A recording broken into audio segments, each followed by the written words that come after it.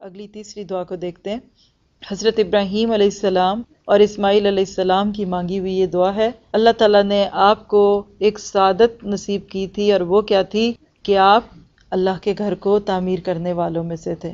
باپ اور بیٹا مل کے اللہ کا گھر بناتا ہے، اور جب ایک خدمت ہو گئی تو غم کس بات کا لگ گیا کہ اللہ بھی اس کو قبول بھی کر لے، کیونکہ اللہ والے صرف نیکیاں کرتے نہیں ہیں، نیکی کرنے کے بعد اس چیز کا غم بھی رکھتے ہیں کہ اللہ ہماری یہ نیکی قبول کر لے، کیونکہ بعض دفعہ انسان دنیا والوں کی نگاہوں میں تو بہت اچھا کام کر رہا ہوتا ہے، لیکن نیت ٹھیک نہیں ہوتی یا کام کا طریقہ ٹھیک نہیں ہوتا۔ ہم صحیح کام کریں اس میں بھی ہم سے کتنی غلطیاں ہو جاتی ہیں، تو ہم نے اس دعا کو کیسے پڑھنا ہے؟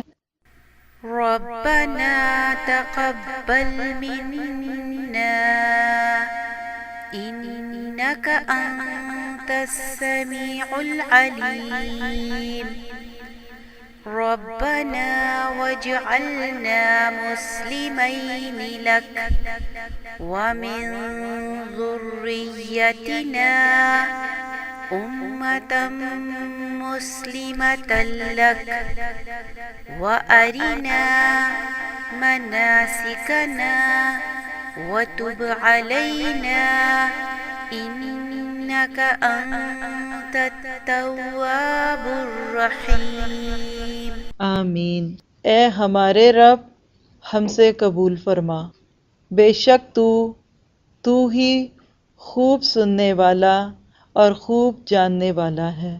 اے ہمارے رب، ہمیں اپنے لیے فرما بردار بنا، اور ہماری اولادوں کو مسلمان امت بنا، اور ہمیں اپنی عبادت کے طریقے سکھا، اور ہماری توبہ قبول فرما۔ بے شک تو بڑا ہی توبہ کو قبول کرنے والا اور مہربان ہے۔ اے اللہ، ہم نے جو نیکی کی اس کو قبول فرما، اس لیے کہ ایک سچے مومن کو اس کی زیادہ فکر نہیں ہوتی کہ میں قابل کتنا ہوں، میں نے کیا کچھ کر لیا۔ اس کو اس بات کی فکر ہوتی ہے کہ میرا قبول کتنا ہو رہا ہے۔ اور اگر آپ غور کریں نا، اصل چیز قبولیت ہے۔ آپ کتنے ہی قابل کیوں نہ ہوں اور دوسرا آپ کو قبول ہی نہ کرے، کیا فائدہ؟ ایک سارا دن لگا کے کھانا پکائے اور آپ کا پکا ہوا کھانا کوئی قبول ہی نہ کرے، کیسا لگے گا؟ لڑکی دلہن کتنی ہی پیاری کیوں نہ ہو، کتنی ہی اچھی کیوں نہ ہو، اور شوہر اس کو منہ نہ لگائے، کیا فائدہ؟ قبولیت کب ہوتی ہے؟ جب تعلقات اچھے ہوتے ہیں۔ دو دوستیں ہیں نا، اگر دل ملے ہوتے ہیں نا، تو وہ دال اور سبزی بھی پکا کے کہتی ہے نا، یہ میں نے پکائی تھی تم بھی کھا لو، تو وہ خوشی خوشی کھائے گی کہ میری دوست کے گھر سے آئی ہے، قبول کر لیتی ہے۔ اور اگر آپ کے کسی سے تعلق بگڑے ہو نا، کوئی سلام دعا نہ ہو یا تعلق خراب ہی ہو، تو آپ چاہے چکن پکا کے بھیجیں، وہ قبول نہیں کرے گی، کہے گی مجھے نہیں چاہیے اس کا کھانا، لے جاؤ، ویسے تو میری بات نہیں مانتی اور اب مجھے کھانا کسی کے ہاتھ پکا کے بھیجتی ہے۔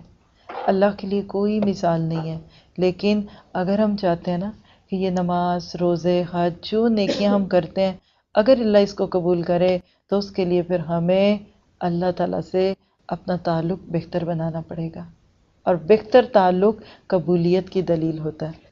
اسی لیے تو ہم یہاں جمع ہوئے ہیں کہ ہم اللہ تعالیٰ سے اپنے تعلق کو دہرائیں۔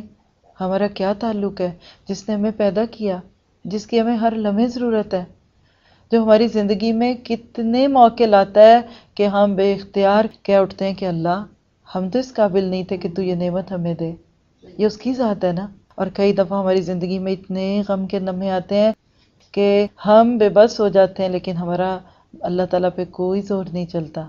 اب اس شعور کے ساتھ اس دعا کو سنتے ہیں۔